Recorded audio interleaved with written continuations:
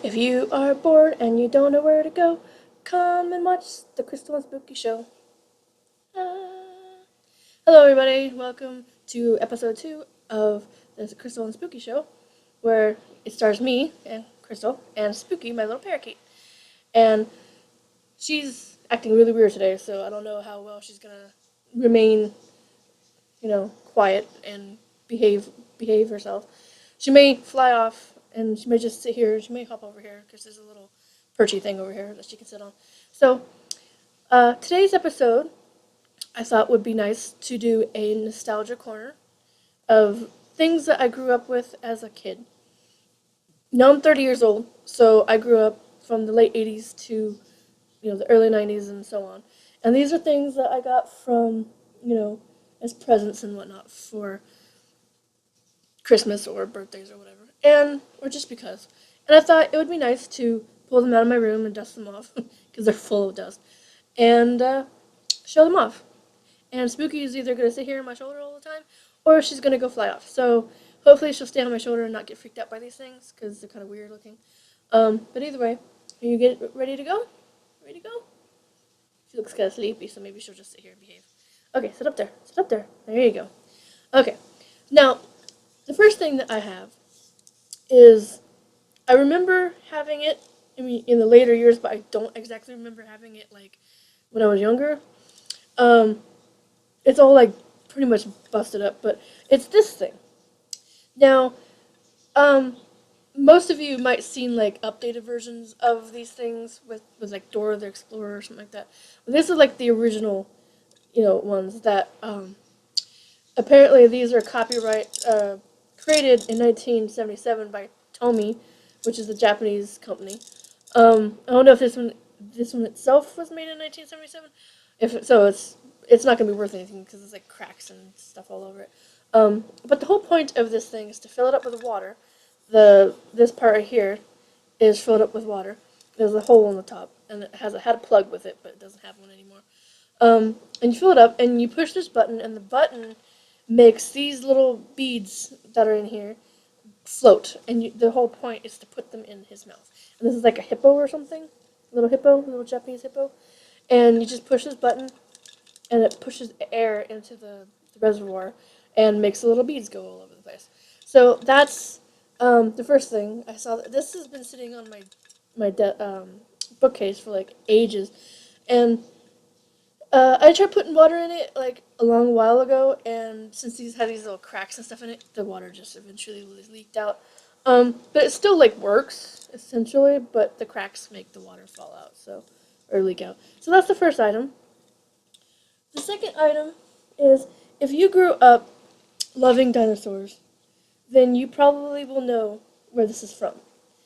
Um, some places may not have had this, but uh, actually, I think it was like a limited edition, like sign or proof of purchase order online type of, or not online, but it was a thing where you could get it if you wanted it. It's not something that just came with it automatically, but it's this.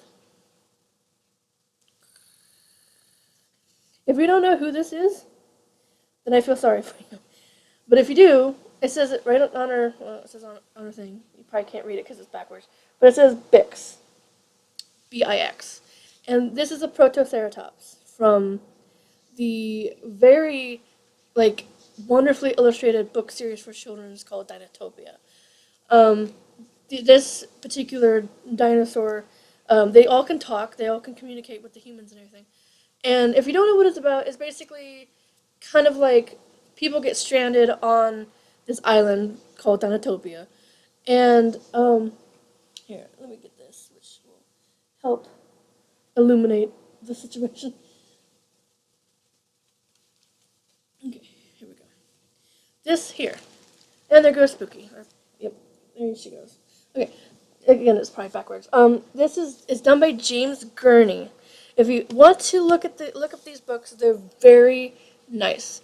And why I say they're very nice is because the creator of this world, you see the pictures on the front of this? You see this? Hand painted every last illustration in this book is created by this person, and they're paintings. And there's like some really nice ones in here, and they're all very nice, and they're all paintings. Um, so they're like super super nice.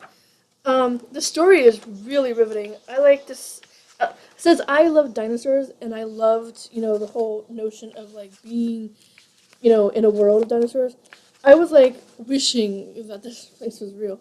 But the only bad thing is though is like there's no way off the island, obviously.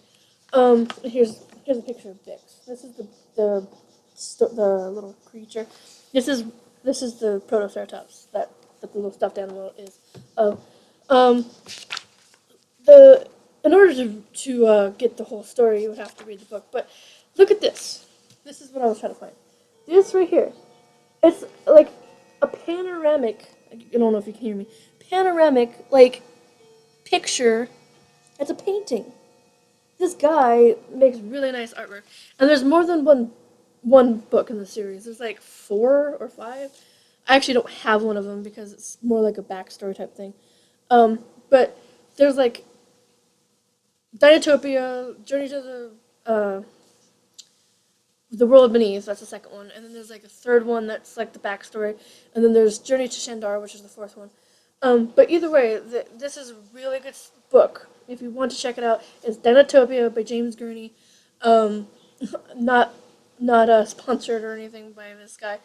Um, but check it out. If you like dinosaurs and you have not heard of this book, get this book, or at least get it from your library or something. If you know somebody who loves dinosaurs and has this book, ask to borrow it or something. It's really, really, really good, great book. I love the artwork and I love the story, and I really wish that someday I could have been to Dinotopia. Um, but no, and this was actually like a promotion thing that, like, where we got the book from. You could put in like the proof of purchase, and you could get the stuffed animal, and we did, and that's why I have it. So they're not like available anymore that I know of, unless you go to like eBay, because I think I saw them like at eBay for like $20. So if you want one of those, you can buy one of those too. Um, who Next item? Who here remembers? I don't think I can actually. Oh, I showed it. Can actually play it because it's probably copyrighted or whatever. But who remembers this? These guys. I don't think it has a date on it of when they were made. But this is the Taco Bell dog. The Taco Bell dog that little Chihuahua dog that said "Yo quiero Taco Bell" and a bunch of other things, and they were sold at the Taco Bell, and they made noise when you pressed their bellies. But I've had this one for ever since I bought it. I didn't. Uh, it's kind of sad that the Taco Bell dog actually died. If you didn't know, spoiler alert, I guess. But yeah, the Taco Bell dog died, and they just didn't bother to get another one or whatever. But so this is probably worth money. I doubt it. Nothing's worth money these days. But yeah, mine is still intact and it still does its thing. But like I said, I don't want to get this video flagged for having this thing saying "Yo quiero Taco Bell" or whatever on it, or anything. So I'm just gonna go ahead and put this down and make sure nothing hits it. So okay, so most of you remember Cabbage Patch dolls, right?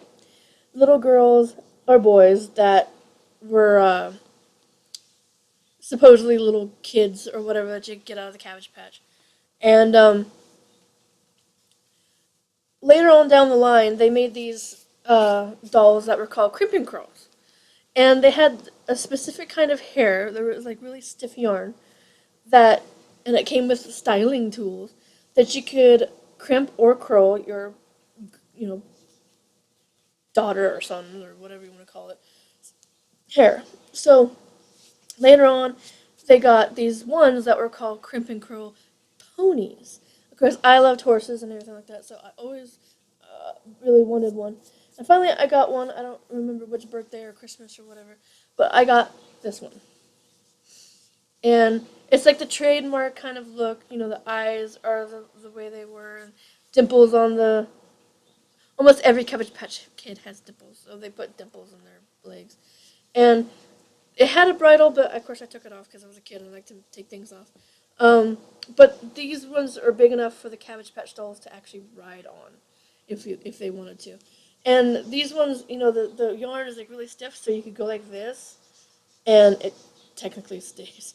So, but it came with like a little wand that you could twirl this around and pull off, and it makes little ringlets, or a crimper, which would crimp the hair into like waves or whatever.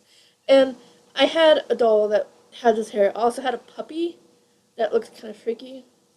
Um, and the tail. I always usually braid the tails because why not? But they had smaller versions. I didn't bring them up to show, but they were basically almost about that size, and they were really cute. And I have three of them left. Two of them are the crimp and curls, and another one is a different kind.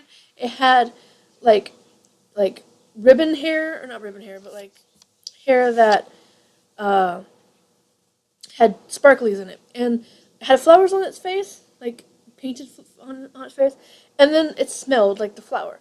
So I think it was purple and it smelled like lilac, or it looked like lilac, so it smelled like lilac. And so that one's a little bit different. I'll might show it in another episode of like strange or cool things or pretty things from my room or whatever, because this is nostalgia day, so I might get to that in a little bit in a next future episode. Okay, so the last item that I have now, if you're susceptible to scary things, I advise you to stop and not look. And there goes my thing. I just have it up with duct tape. Um, hopefully it lasts. But either way, I'm gonna hurry up with this episode, and I'm gonna do the last thing real fast so that duct tape doesn't fall down. This is Furby, the original Furby, the ones that were nightmare fuel for kids, and um, I got a white. I actually got two of them, and I bought them at a flea market. And one was gray, and this one was white, like pure white. And it was fun to start with. These things were, why do I still have this? Don't ask me. I just have it stuck in my closet. Like I don't want to get rid of it, but I don't want to keep it either, or use it. But either way, I had this, and look how fun.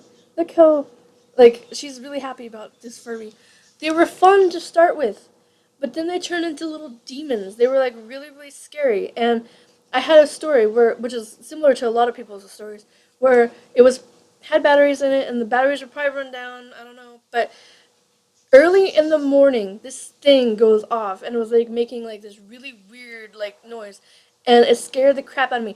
I ripped the batteries out of that thing, and basically just said nope, and I shoved it back in its box and shoved it in the closet, and I didn't want to have anything to do with it.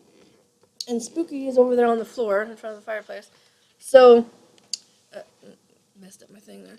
So I don't think Spooky's gonna be there for the end of the episode because she's like way the heck over there chewing on the carpet. So sadly, Spooky's not going to be here for the end of the episode unless I go get her. Um, so that will probably be the end of the episode for right now.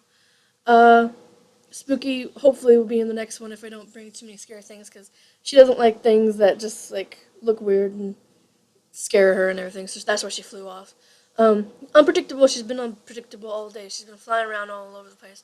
So sadly, she wasn't here to end the show, but hopefully next time she'll stick around. And this is still the Crystal and Spooky show. It's just Spooky was a no-show for most of it. Silly little girl. But otherwise, that's going to be the end of the episode. If you liked this episode, you can give it a like. If you want to subscribe and get more, or find out when I'm going to do another one, go ahead. One of these days I'm going to get Twitter set up and Facebook if I get enough people subscribed to want to do that. But that's all for today, and I will see you next Monday on the Crystal and Spooky Show. Goodbye, everybody.